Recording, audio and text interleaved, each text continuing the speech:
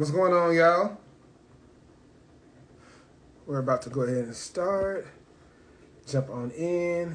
Topic tonight for 101 is dating PTSD. Got Mr. Lamont Scales coming on. I'm sorry, Lamont Scales White. He is a married man, y'all. Come on to talk with us and help us get through this issue. I want y'all to feel free to ask whatever questions you want to ask, and we are going to start it.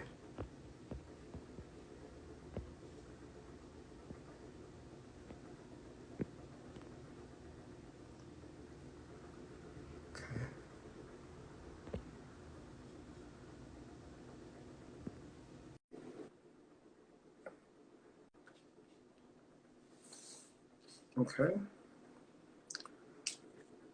Hello, Mikey. What's going on, man? How you doing? I am doing great. Let me get my camera situated. Did the same thing. Let me push this back just a little bit. How's that? Is it straight? Can you hear me okay? I hear you perfectly. I'm just trying to make sure you can see me because I'll be forgetting that, it takes up half the screen when somebody else comes on, so I have to push it. It does. It like chops your head all the way off. I hate it. But good, man. I'm so glad to be talking with you tonight. Tonight's topic is something that myself and a few other people, I believe, can find very interesting and get some healing from. And, that's what it's all about. It's about healing for me. This part of my healing journey has been doing this one-on-one series on IG Live.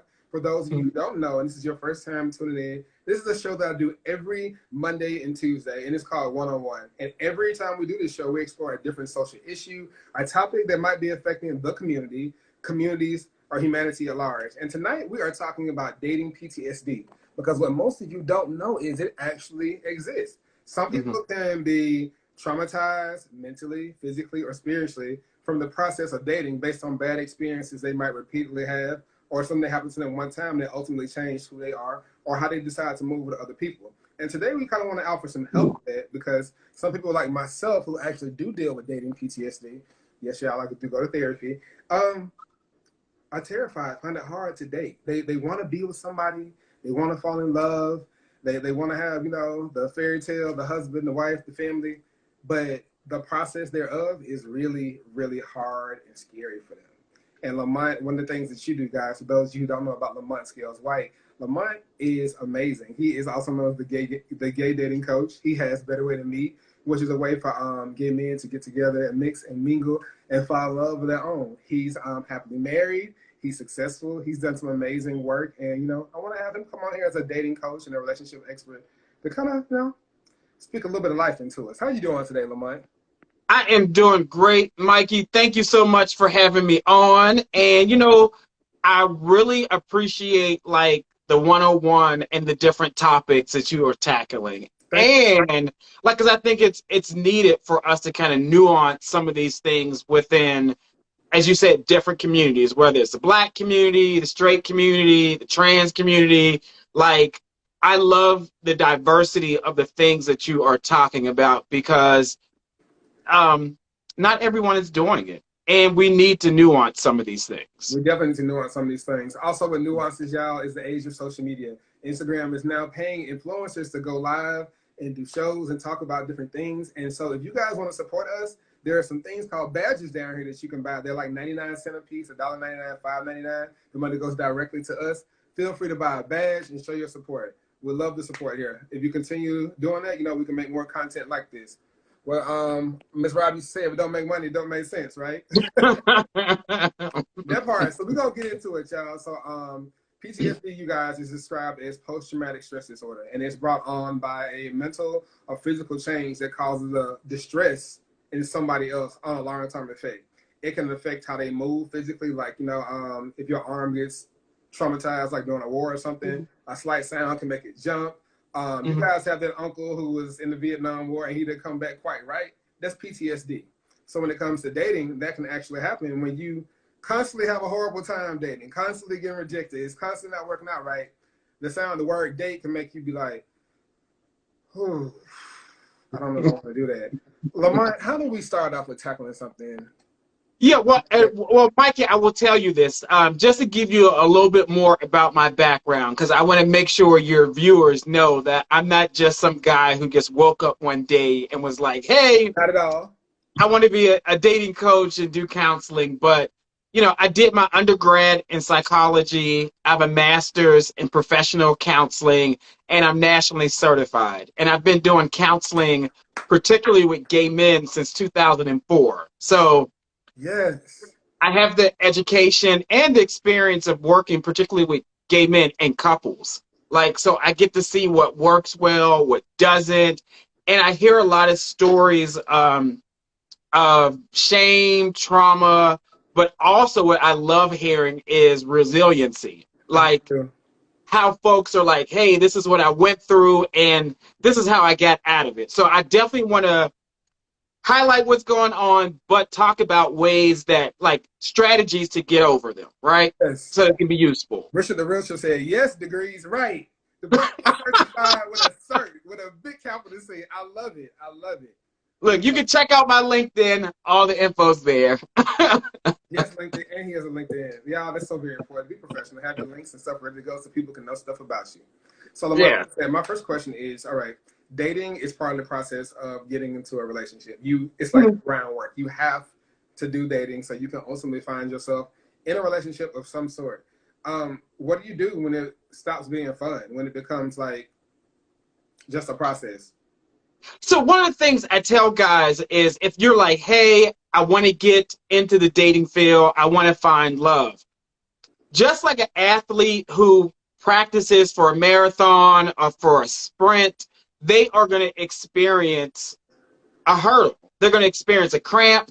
They're going to experience like a pulled hamstring. Something's going to happen. But guess what? It's a part of the process of being successful. So what happens when folks or guys feel dating PTSD, there's an event that occurs. And that event is typically dealing with another person where it can be severe or it can be moderate. And so I did want to kind of like separate the two for our viewers because it'll help us to kind of like stay on track, if that makes sense. So let's talk about the moderate one first. Right. So the moderate is what most of us experience. Hands up too, right?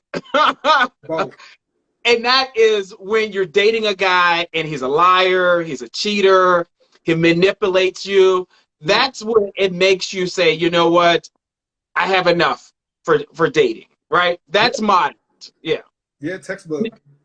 Yeah. Now, when you talk about severe, and this happens to about 30% of people who date. Okay? And that's talking about where there's some type of physical or emotional violence, there's some type of sexual assault, or there's some type of rape, or there's someone stealing something from you, like really harming you. That's very severe. And that happens to about like 30% of folks who actually date. What about do you know the percentage of that happening for gay men? So typically when you talk about like dating, there's usually a disparity, whether it's like, you know, health or dating violence. We typically have higher rates of that. And the reason, there's a number of reasons, right? One of them being is that, and this really makes sense, is like, guys, we're taught, like, if we have a disagreement, what do? Square up, fight. Yeah. That's what we're taught. Like, if you have a brother or cousin, you're taught to fight. Yeah. Also, you know, there really are no images of gay men on how we flirt, how we date, and how we argue appropriately. Right. No instances of fair fighting. I don't think I've ever seen an instance like that on television. Period. Well, maybe I think the closest I ever seen was when Jamal was trying to date on Empire, but even that was problematic and toxic in itself. And that was like within the last 5 years. Yeah. I'm 40. Right. So the bulk of our lives, we haven't had any examples of this, especially most of our adult lives. Because I'm 37, so I went 32 years without this. Yes. So we spend a lot of our time bumping our heads, making mistakes, trying to figure out some of those things. So, and here's the thing. I give gay men, because that's who I work with, gay men, I give us a green pass for making mistakes, right? Because we really didn't have systems in place to teach us or to even support us and being whole individuals. Oh, or how about catch this? And Pray Tell actually mentioned this in Pose, and I did some research about it. They talk about how so many deaths evolved during the AIDS epidemic when it first came out, how it wiped out almost like a whole generation of gay men. So the generation before that and the generation after that, it's a huge disconnect. And nobody in that era to teach because everybody had died off. And so now the generations thereafter have kind of been learning as they go along, processing from those deaths into like how their interpersonal relationships and friendships and dating.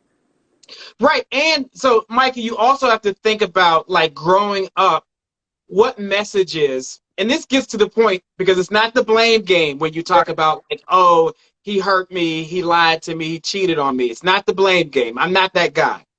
Right. What messages did gay men receive growing up? It was wrong. You're nasty. You're weird and different. You're freaky. This isn't supposed to be happening. An abomination. Everything on the wrong side of the bed. That's what you keep that shit to yourself. Right. And this is how you're gonna be. Don't let nobody else know. So that taught us to compartmentalize who we are. It taught us to be liars. Yeah. Somebody said going to hell. Yeah, you're right. Oh, I didn't see. What was the comment? Oh, yeah, you're going to hell. Yeah, and Max said you're going to hell. For me, being growing up in a Christian household, that's what got me. I was you ain't finna have me. I'm not gonna burn. I don't even like being hot during the summer. But go back to I heard messages that it would be better to be a crackhead, beat your wife, than be gay, right? Wow. At least you had a chance. At least you had a chance of getting to heaven. Wow. Whew. Like, I was just, when you're saying that, it just sends a chill down my spine. Like, when you hear people say that, because they still feel that way. And then, they also cross-section it with pedophilia, Oh, yeah. Touching children. Well, did somebody ever touch you? Is this the reason that you're doing this? Maybe that's, and I'm just like, no, the two aren't the same thing. Just because somebody might have got molested as a child does not contribute to the fact of why they are gay later on. People are just born that way. Right. And so, what we found from a number of studies is that with pedophilia, the pedophile actually could sense something in the gay youth that like he was uncomfortable with himself. Pedophiles prey on people with insecurities, youth with insecurities. They see that. They're not going to approach a confident youth who is going to then tell an adult, right? So it has nothing to do with, so the majority of gay men, we were born this way.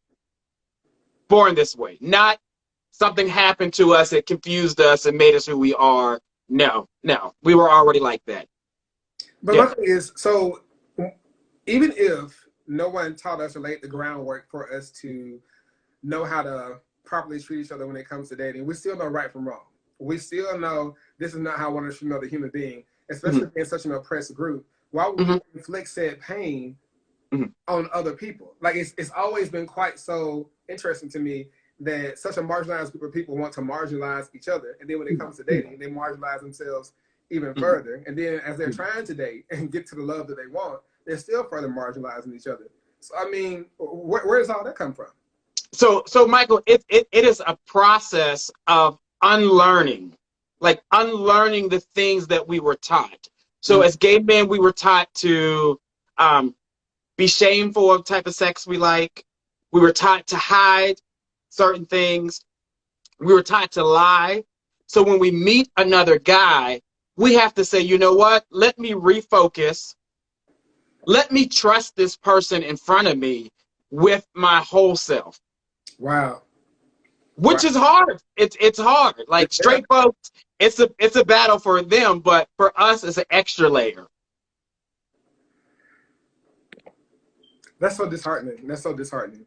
So when it comes to like the moderate stuff, like you said before, when you were talking about, we might have had a tip with somebody like, oh, they lied to me or they cheated or stole something from me, and we're done with them.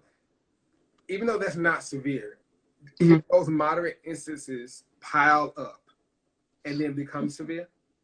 Well, it's not severe, but what it does three things, Michael. It leads us to become jaded.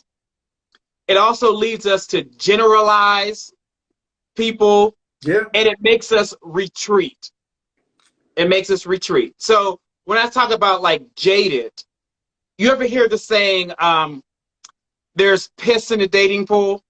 Oh my God, yes. I hear it all the time. It's the same thing when they say it's huge quantity and low quality.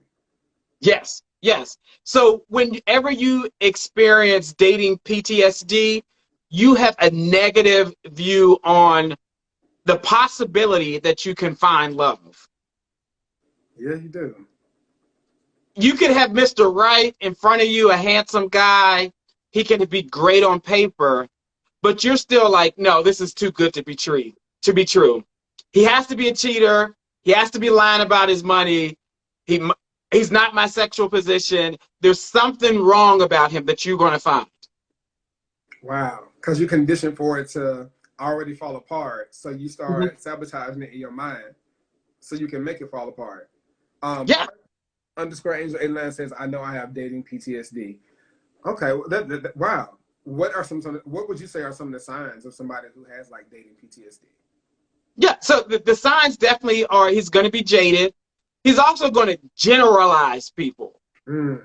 Like, Generalized. Okay. everybody's a bottom. Ugh. Or none of the black men want something serious. So I'm Mm. gonna date outside my race because you black men don't want monogamy. You don't want anything real. You just generalize the whole group of people.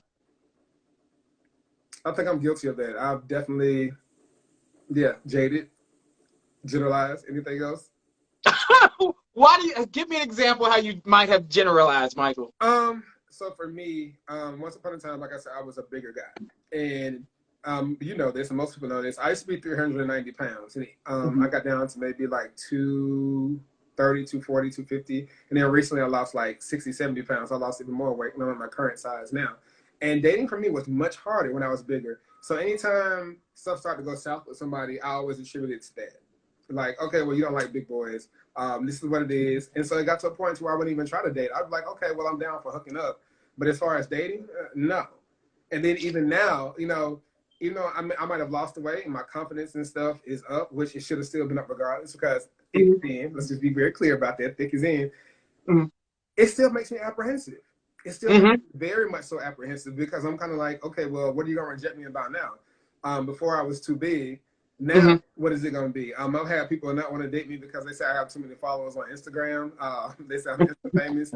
I've had people not want to talk to me because they say I'm too family oriented. Or the one that threw me the hell off completely is, well, I don't know. You don't give me like the vibe that you can be like a freak or that like we'd be like super sexually compatible because you're a family man and you're doing this, you're doing that. I'm just like, how do you think people become family man? They have to be freaky at some point or sometime. You know what I'm saying? You got to get in the bed at some time. Baby just don't pop out like that, So it's just that. So I get to a point now where I'd be like, okay, I'm not even about to try. Or like I said, just like you said, I generalize. This is how it is. This is things always fall apart. It's very much so like Charm. Do you ever watch Charm? Oh, of course, definitely. Okay. Perfect example. Phoebe had gave up on love. And so Cupid told her all her past loves. And one that affected her the most is when she saw Cole explode. And she said, and Cupid was like, oh, wow, that's really hard. She said, this is how things always turn out. That's me. Yep. And so that's a combination of being jaded, but also the third point that I was going to talk about, which is how we retreat. And there's a number of ways that we retreat.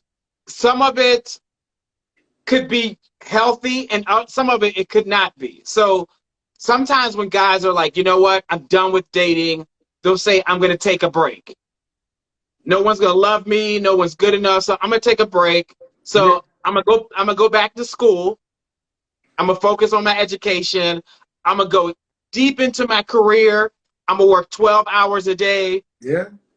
Like hit it hard, or I'm going to just have sex with everybody. Yeah. I'm going to just use drugs. I'm going to just gamble. Like, you fill the void with something else while you retreat. Wow. Like everything you just said is absolutely true. For me, the retreat part, and I had to start loving myself more, actually came when I just got to they call it a hoe phase. I say when I was just hooking up. Where I'm like, Yeah. listen, I'm down to do that, but it can't be anything else. You're not spending the night. We're not going on dates. We're not hanging out. I'm not going to put myself in any position for myself or you to hope that this becomes something more, you know? Mm-hmm. And Mm-hmm. so that's definitely something I did to retreat. And I see some of the people say, oh, well, you know, they definitely have time to date, but they're like, oh, no, I'm not going to do this. I'm not doing that. I'm focused on this. I'm focused on that, focused on that. And I'm just like, well, are your degrees going to keep you warm at night completely? You know what I mean? Or is this all this money you're making? What point is it to have all of this material wealth and nobody to share it with? It's almost like the rich woman living in the house on the hill. She got everything she wants, but she's lonely.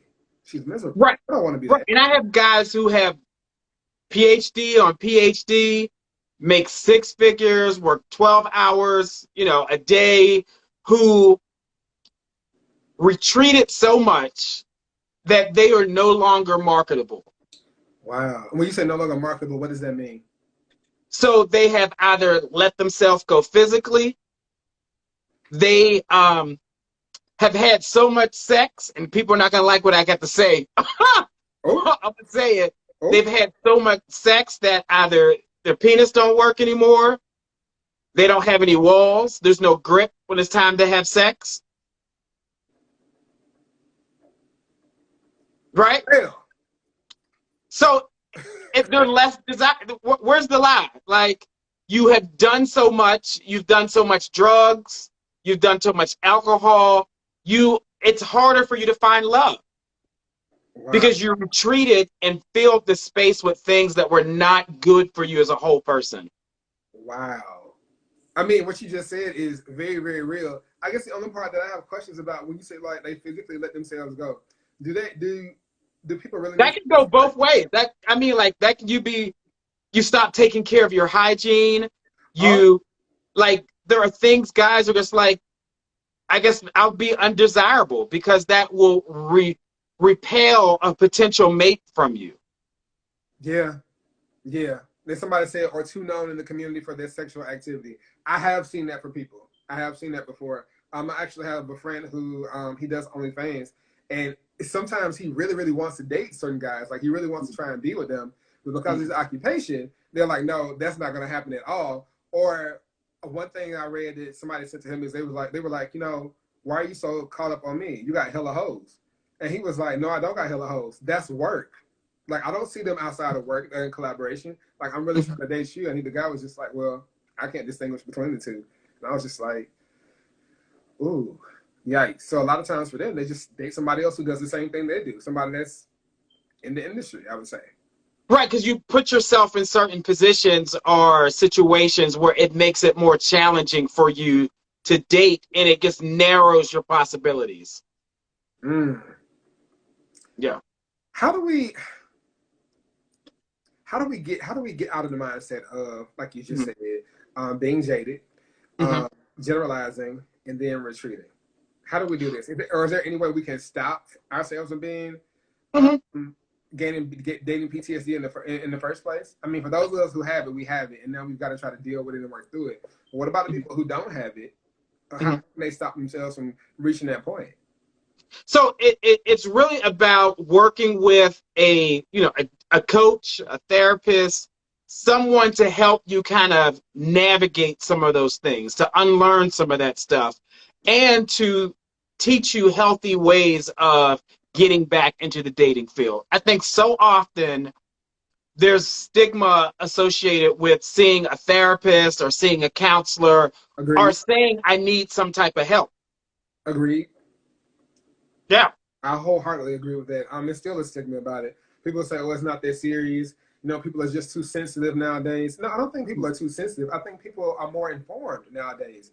Where back in the day, what we said was just, oh, it's okay, kids being kids. Now we realize that's bullying and it's damaging. And when they get older, they're going to be this type of way. So we need to stop this right now so that we don't have no more people coming to the job when they get mad and shooting everybody up inside the building.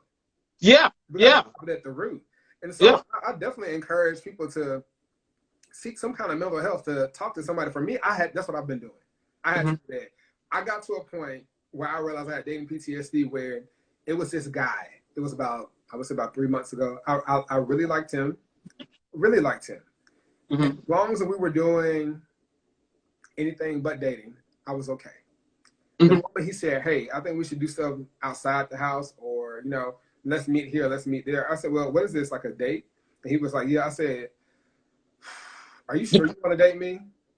And he was like, "Yeah, why wouldn't I? We've been doing it." I said, "Because like it just doesn't work out for me. It's really, really hard. As long as we're doing this, everything's gonna be okay." I said, "But the moment you try to start dating me," I said, "some way, somehow, you're going to lose interest, and I know how that goes."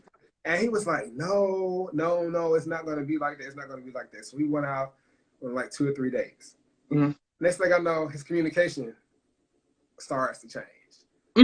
It widens and gaps. He would say he's busy and stuff like that. Next thing I know, I see you on Instagram, Twitter, or whatever, and you hanging out, you partying with the people and stuff like that. So I was just like, is this a self-fulfilling prophecy, or is it something wrong with me? And I said, you know what? I've got to stop blaming myself. I've got to stop blaming myself, number one. I said, number two, something in here is hurting. And I need to go to a professional and figure out what is going on.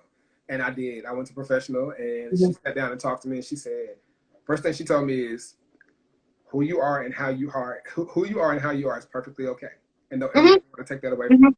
And then she told me, you're allowed to feel however you need to feel it, as long as you need to feel it to get through it, but you need to be working through it.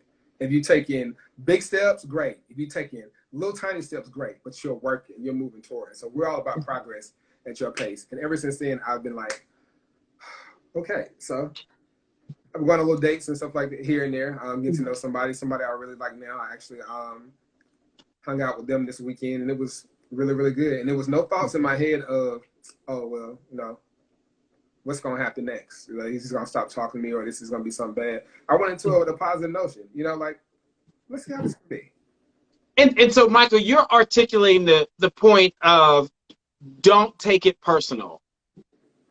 Dating is so dating is a process of two things: getting to know the person to see if you're compatible, and creating enjoyable moments. That is all dating is. And a part of that dating process where you're like, hey, let me see if Michael's a good fit for me, is going bike riding, hanging out, grabbing something to eat, going for a walk, laughing together, talking about your hopes, your dreams, and you see if they align. If they don't, guess what? You're not a bad person. I'm not a bad person. We're just not compatible. And I actually used to do that. Once somebody did that to me, I would demonize them. They became a villain. And I saw you out and about. There wasn't no conversation. There wasn't no negotiation. There wasn't no transition of us into friendship, allyship, or anything. You were dead to me. You decided to leave me alone. That was it.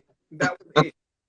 That's how I felt. Listen, Michael, I saw a picture of one of my exes on Instagram today. I'm so happy.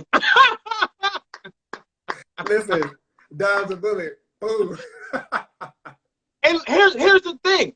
He's not a bad person, but he was just not good for me. And had I tried to stay in that, we both would have been miserable.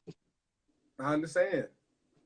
So there's no shade, there's no love lost. If you're dating someone, it is okay if you go on 3 dates and he's like, you know what, Michael, I'm not feeling this no more. Or that I respect. When you're telling me I'm not feeling this anymore, what I don't respect is ghosting. And I feel like ghosting is definitely something that causes dating PTSD within any community of people. Because the reason I say ghosting is because the one black man asked, what happened with the guy that you really like? What was his reasoning? There never was one. There still isn't one. He ghosted. He disappeared. There are 2 reasons why guys ghost you. Typically, it's their inability to communicate. It has to do with them. They just don't know how to say, this is not a good fit. The other thing is they might think they're afraid of your reaction. That could be something too. I could be a little fiery when I'm upset. With that situation, I didn't know what happened. As a matter of fact, it's so funny we had this conversation because just last week, they hit me out the blue like, hey, handsome, what's going on? And I said, who is this? Block. Not even new phone. I put who this? DIS. And he was just like, I just want to see what's going on, how you're doing. I said, you are not going to have a conversation with me before you address why you ghosted out of my life. We're not going to move past that point. Well, Yeah. I thought we could just move past it, and just, kind of see what's going on, try to move forward as friends. We can't move forward as anything. The fact that you don't want to take any responsibility for the damage you tried to put into my life, we're good. And that was a sign. And I was able to completely let that go. And I said, he's horrible at communication. And he doesn't like to, how can people say,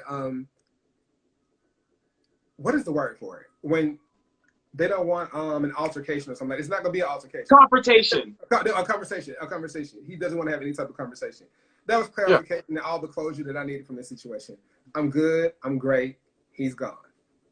But Michael, that takes a level of maturity, like mental maturity, and to communicate and say, let's talk about the elephants in the room. Let's have an adult conversation. Because you want that in a partner. Here's the thing, and you want to be able to have uncomfortable conversations with somebody you're dating. Amen. Testify. Like, I want to raise my hand. Uncomfortable conversations. I don't understand, and maybe this is me. Maybe it's because how I was raised. In my family, if you have an issue, you talk about it. Yes. And if you're not being heard while you're simply speaking, you scream it and you say it. Because what's inside of you is eventually going to come out. And we want it to come out with all of us when we love and can support you, as opposed to out in the world and you behind somebody's jail cell or you're in somebody's grave. Listen, I agree. Like 100%. I think the challenge Real quick, Lamont, real quick. Archangel 89 asks, so what do you do when you explain to someone that you're not interested and they try to force you into a relationship anyway? I think you've already explained the situation first. I feel like you should leave them alone. You give them your rationale from that point. I would just remove myself from it and not put myself in the space where they get any hope of thinking like it's going to be something more. And it sounds like he is it sounds like he has challenges saying no. Oh. And here's the thing, you don't want to string somebody along. At all. If you told the guy you're not interested, he's trying to force a relationship, and you're like, oh, well, maybe we can still be friends. Maybe we can still hang out and grab drinks. Maybe we can still play around. No. He can't handle that. Yeah, I'm with that. But go ahead, Lamont. I know you were talking about you being a communicator and just being mature enough to relate that we can't move forward until you have a conversation with me about that. Is the issue that guys is the issue around dating PTSD and perhaps the causes thereof is that so many men are taught not to communicate? I know by myself being raised by women are taught to communicate. They are taught to talk it out with each other, with their spouse, their kids. But as a man, you shake that off. It ain't that big a deal. It's not that serious. You're reading too much into stuff. So I think particularly we as gay men, we have been, sometimes we subscribe to some of the negative things that we were taught about who we are, what we should be. There are some catty images of what gay men should be, and we subscribe to those. Very much so. Toxic catty images. And I'm not proud to say that I was part of situations that pushed that forward. Yeah. So it's like, yeah, I see that on TV. I see that, whatever. I don't have to buy into that. I can actually communicate my needs and my challenges and what I want. I can be kind. I can be caring. I can have a mature conversation. B Flow Ace Hub, I believe, says, I feel like being ghosted is clear and concise, LOL. Is nonverbal communication at its finest. Again, it sucks, but it's universal. Everyone understands it. Even if people understand it, they're still left the question of, what did I do for this person to ghost me? They're still left with the question of why. Especially if you felt something so strongly for the person and this person was a part of your everyday life and you abruptly cut them off. That's cruel, quite actually. And that person is normalizing inappropriate and toxic communication. I agree with that. Black man, how old are you, Michael? I found that young guys have no godly idea how to talk to each other at all. I'm 37, and it really has nothing to do with age. It really has something to do with intelligence, having good verbal skills, number one. Number two, emotional intelligence. And then number three, the wherewithal to care about somebody else outside of yourself. That's where that comes from. I communicate verbally and talk to people, and even doing this whole platform, this situation here, because I actually give a damn about humanity and other people. It's not just about me. Unfortunately, I don't live on this big blue pearl called Earth by myself, so I have to give a damn. I have to. We have to. But go ahead, Lamont. Yeah, I was looking at another question. They said, why is toxicity become a norm? Why has toxicity become the norm? Honestly, I feel like we live in more shallow times, and people care less about other people, and it's all about self. And being selfish in itself is base toxicity. I feel like selfishness is the base of all human toxicity. Me, me, me, me. What about me? Why not me? When is it going to be me? All of that is about me, and that's where toxicity comes from. Because when you say I am because we are, you have a sense of what I do affects everybody else. You have more responsibilities to yourself and everyone, as opposed to I am because we are, which means that I've gained ground at the expense of other people. Yeah. And here's the solution to that. Like, because people are like, oh, I don't see it. I don't see healthy relationships, or I just don't get to see it. There are tons of gay men who are in long-term healthy relationships. Tons. Agreed. There are tons of black gay men who are in long-term healthy relationships. If you're single and you're like, you know what, I want to find out more, reach out to a gay couple in their inbox and say, hey, I would love to just pick you all's brain about how you all handle communication issues. How do you all talk about finances? How do you all talk about like any confrontation?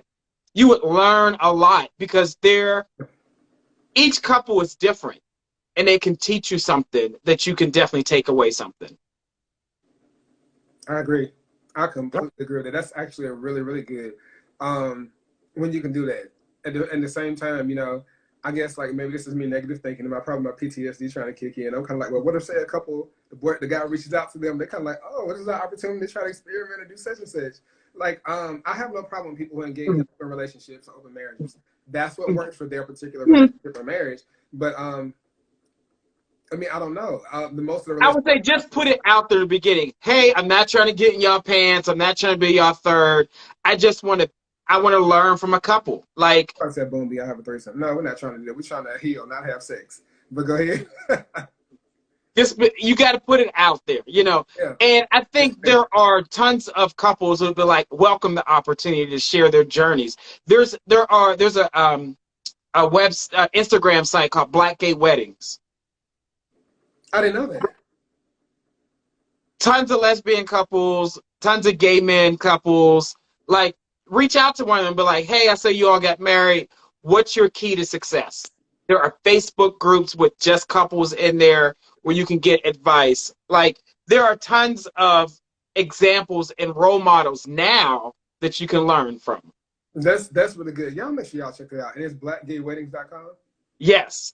Yes. I'm going to bookmark that, because honestly, for myself, it's very few black gay couples that I've seen outside of yourself, and maybe 3 or 4 other sets here in Atlanta. None that I would look up to or ascribe to. You understand what I'm saying? And that's why I say look at different couples, because there are different types of relationships. There are different, until you have to figure out which one might work better for you. And there's no right or wrong way, but you're trying to just gain some nuggets of wisdom that you can apply to your life.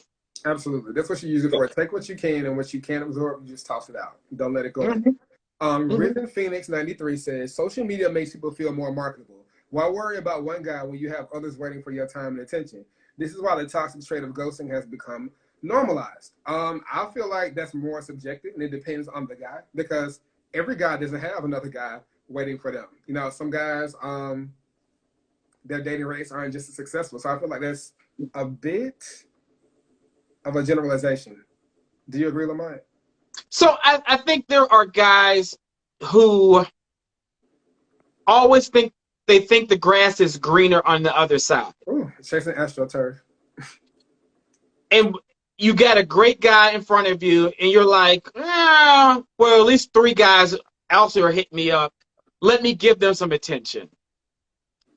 Take your time. I think it's okay to date more than one person at a time, I agree. but don't just hop to the next guy just because you want something a little better. Here's the thing. You have to do 2 things. Write a list of what your values are. Like, what do you value in life? Is it fitness? Is it spirituality? Is it health? Is it advocacy? Is it family? Write that list. Okay. And then also write a list of things that you expect in a relationship. Okay. Like, how do I want to manage money? How do I want to manage disagreements? How much sex do I want? What type of sex do I want? How do we want to handle with children? Like, write that list. Right. That should be your guide for whenever you're meeting a guy to see if he's worth staying in the dating pattern. Or do you move him out to a different, like, just friend zone? Okay. We talked about friend zone last a few weeks back. Y'all check that out. That episode got to be quite interesting. Shout out to our brother Byron Jamal.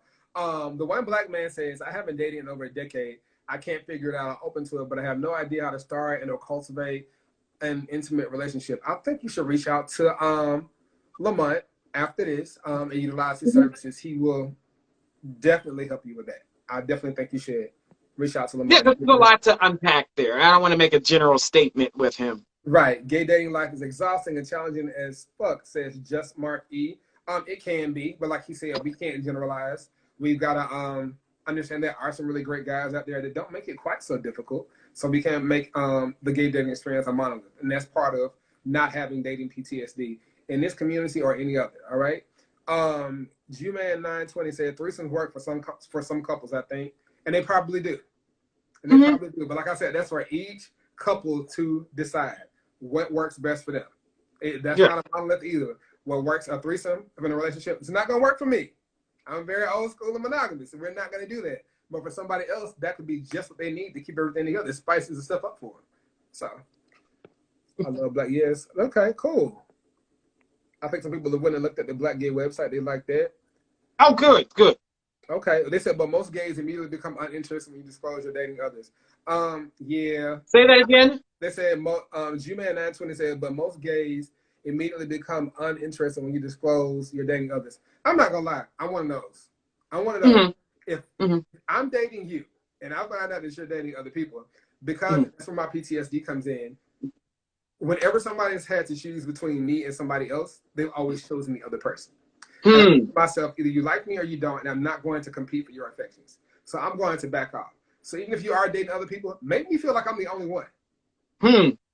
So here's the thing, and I always know I share opinions that some people don't agree with, and it's okay. The guy was honest with you.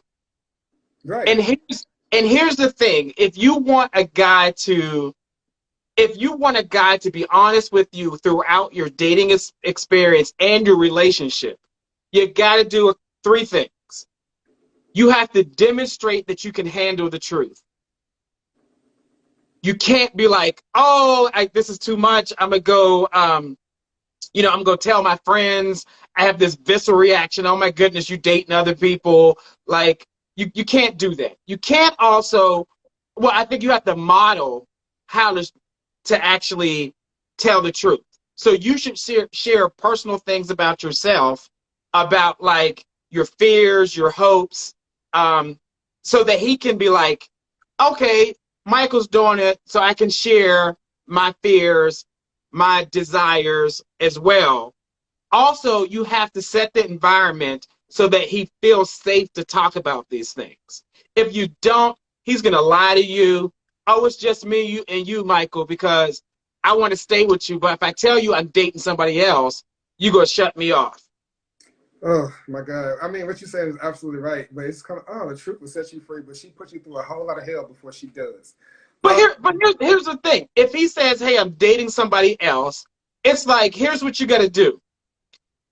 Ask some questions about what he said to you.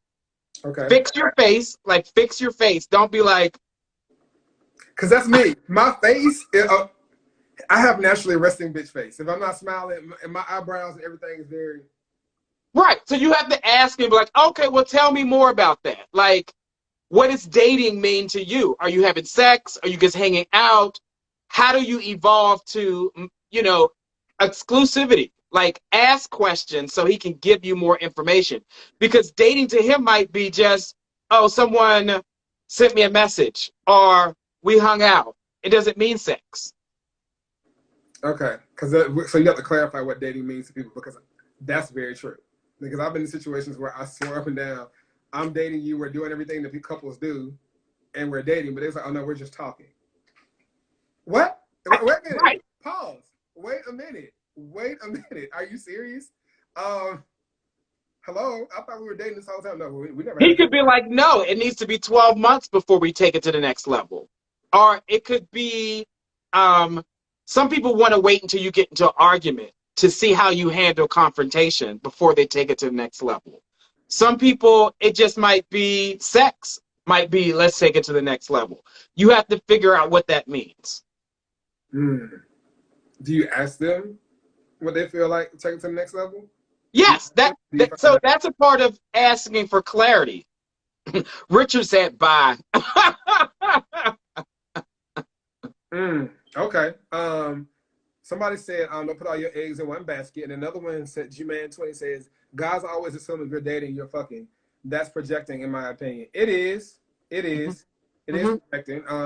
And for me, when somebody says they're dating, in part, I wonder, like, well, they might be doing such and such with them. But then the thing about it is, I'm kind of like Candy. If you're out in the club, don't think I'm not. If that's what you're going to do, I'm going to do the same thing. I always tell people, let me know what you're doing so I can do it too. Don't have me sitting here thinking we're in an exclusive situation and we're not. And when I'm out here holding all my eggs right here, and you got your egg to Jamal, Caleb, Keisha, and Kendra, not gonna have me like a fool in these streets. But here's the thing, so that you don't appear to be jaded, because you don't want to come across as being jaded, is say, okay, well, you told me what dating means to you. Here's what dating means to me. Friends for a year? Oh, I'm sorry. Go ahead, Lamar. Yeah, what did it say? I'm sorry. Archangel said, that's me. I like being friends for a year before I date them or getting into a relationship so that they get to know me as a person before sex. I don't know if I can do a year thing. At least that's a little piece of my life, but it works for you, so go right ahead. Right. So, you can be like, Michael, I'm hanging out with this guy. It's been 8 months. And he's like, nah, bro, you got 4 more months to go for me to be like, we're exclusive. B-Flow Ace Club says, listen, if I'm dating you, we fucking LOL. I'm intentional about dating. I need to know what the dick and ass is giving me so we can proceed with the relationship. I'm so very sorry, but I agree with him in part. Where he said, let me tell you, it ain't about the dick and ass. He said intentional about dating. My entire life, I believe in moving with intentionality. What are we doing? Where are we going? What is this about? I don't know. What if he's like, I don't know. I don't know you enough to lock you down. That's a part of dating. I need to get to know you. Okay, well, I need to know how long this is going to take because, bruh, I ain't got 2 or 3 years. Gay men, we have time, okay? We have time. Most gay men get married between 30 and 45.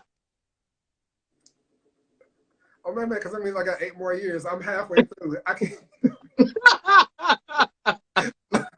You got time, bro. You got time. Oh okay. Okay. Somebody said, why are gay men so scared to be vulnerable? I feel like collectively we view dating as a sport. I think men in general have a problem with being vulnerable. Society does not raise the male gender to be vulnerable. It's raised for you to rage on the inside and be stone cold on the outside. And so when you socialize like that, no matter what your sexuality is, it still carries over to a degree. You have to break those walls down. It's like you said, being untaught everything that you learned. Yeah. I agree. It's a side effect of toxic masculinity, to be quite honest with you. Yeah. Somebody said, after 2 months of us talking / dating, I like to have the discussion and see if we're going to be exclusive. I do too.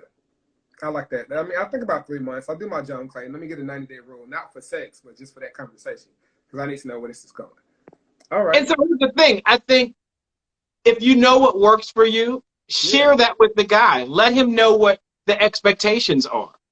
Don't hide that to yourself and be like, oh, I'm waiting to 90 days. And he's like, why is he not trying to have sex with me? Tell him that within the first few times you meet. Yeah, let them know that. That's really important because some people, I think that love language, I think love languages are a very real thing. And their love language is one of them, because mine is, I think it's physical touch. Like, if you're not touching me or being affectionate with me, you can say with your mouth anything you want. But if I'm not actually feeling it physically, I don't feel like you're telling the truth. I question that. I doubt that. You understand what I'm saying?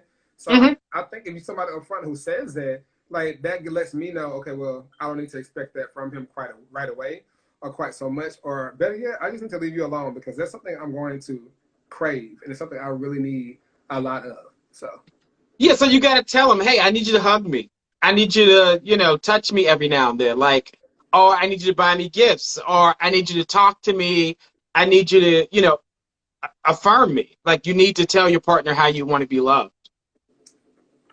Very good. Like, perfect. Archangel, I get told I'm overly affectionate, so that's probably why I stay to myself. No, I understand that, but it's somebody that's going to appreciate that. I don't think you're being overly affectionate.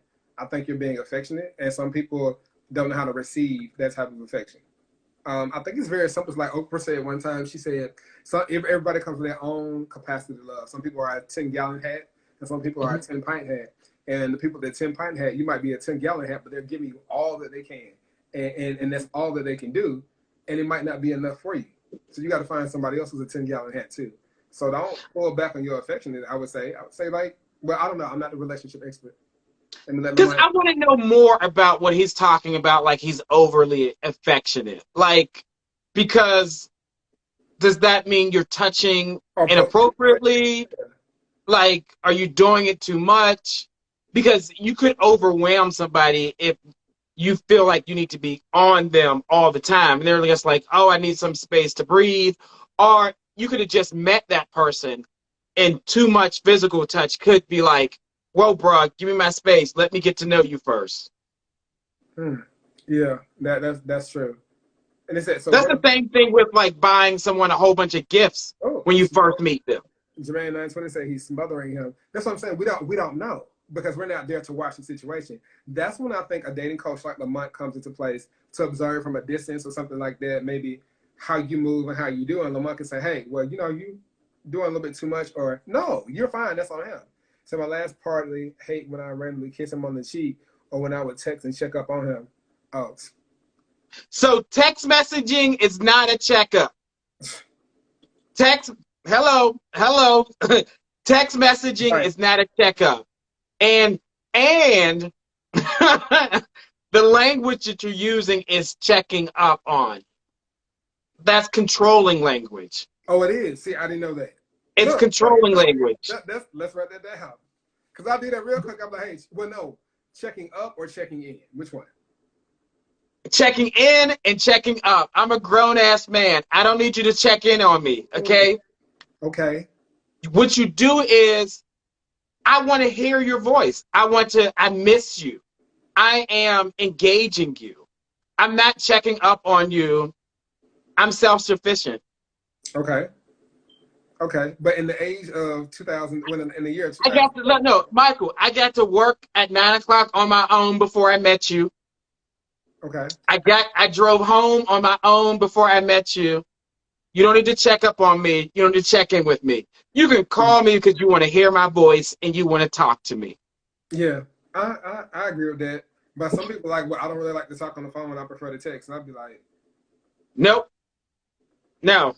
Oh, thank you for that. So just that we need to let that go. Leave that alone. Talk on the phone, FaceTime. Text messaging is not communication. Let's say that one more time.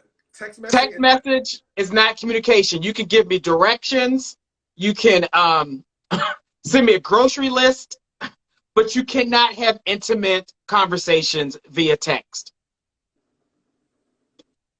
I agree with that. I tell people all the time, you cannot have emotional or important conversation via text. It is completely inappropriate. The only way it's appropriate is if like you need to get your feelings out on paper, like via email, but you need to pick the phone up and go back to that text message or email and say, I sent you a text or an email, and this is what I wanted to really elaborate on. But you can't leave it alone. Text, no, no, no, no. He just said what he said about text me. He said, but all they want to do is text, you need to leave them alone. So it's a no. It's a no for me. It's a no for me. It's a no. Is that a generational thing you feel like? Because I mean, I'm a millennial, you're a millennial. Generation Z, which somebody else I know might be, like to them texting is like talking. It is. It's a generational thing, and it's a lazy form of communication. Because you don't know the tone, the nuances about what's going on. Here's a prime example. I send guys, I do matchmaking. Yes. And I send guys out on dates, and then after their date, here's where it goes left, right? Okay. They'll be like, oh, I had a great time via text. I just want to know, are you a top or a bottom?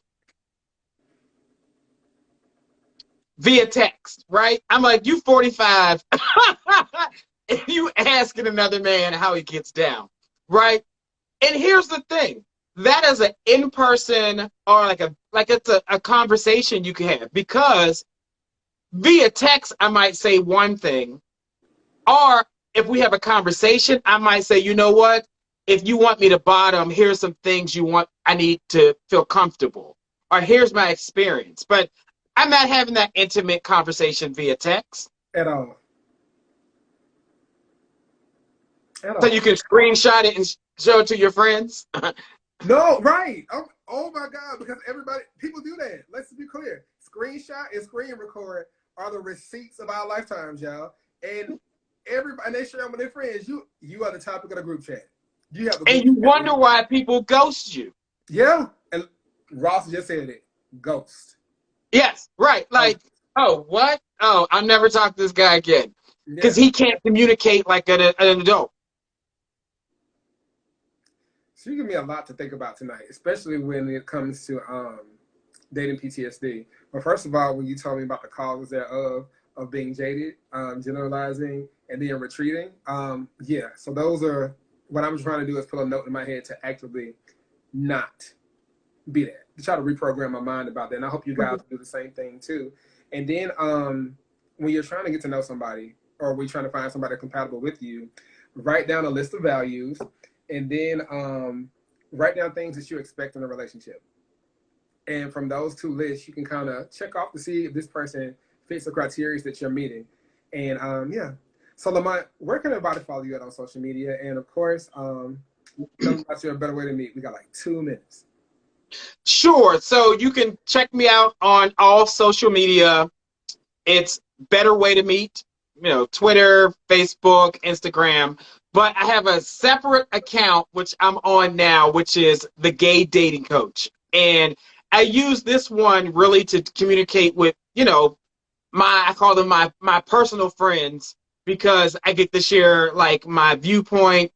I host a dating show called Shoot Your Shot Wednesdays on every Wednesday night, 9 o'clock. I invite single guys to come on with me.